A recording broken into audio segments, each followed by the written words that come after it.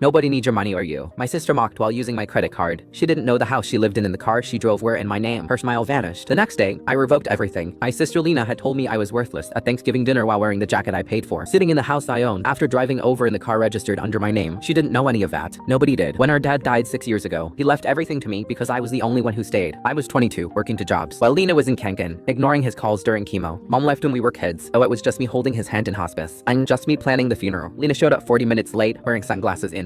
Dad's estate was massive, but it was enough. I paid minus off 3 minus bedroom house, a sedan, some savings, and a life insurance policy. He left it all to me with one request, written in shaky handwriting on a sticky note inside the will envelope. Take care of your sister. She'll never take care of herself. So I did. Lena destroyed her credit by 20. She couldn't rent an apartment, let alone finance a car, so I put the house in my name and let her live there rent minus free, bought the car under my name and let her drive it, and added her to my credit card so she could rebuild her score. I told her the house was from Dad's estate, which was technically true, but left out the part where it was legally mine. I told her the car was a gift from Dad, a lie, and told her the credit card had a low limit, which she immediately ignored. For 6 years, I quietly funded her life while building my logistics company from 1 delivery van into 14 trucks. I lived in a studio, eating a stewed chicken while Lena hosted dinner parties in the house I owned and maxed out the credit card. I was responsible for her designer bags, spot treatments, bottle service, and meals at restaurants I couldn't afford. I never said anything because Dad asked me to take care of her, and I keep my promises. Then Thanksgiving happened. Lena invited the whole family to her house. I showed up with a pumpkin pie, and she didn't even say hello. During dinner, her boyfriend Jax bragged about Lena's independence and how she had built her life from nothing after their dad passed. Lena nodded along like she was accepting an award. My aunt asked how I was doing, and before I could answer, Lena cut in. HES fine, still doing his little delivery thing. Little delivery thing. My company did for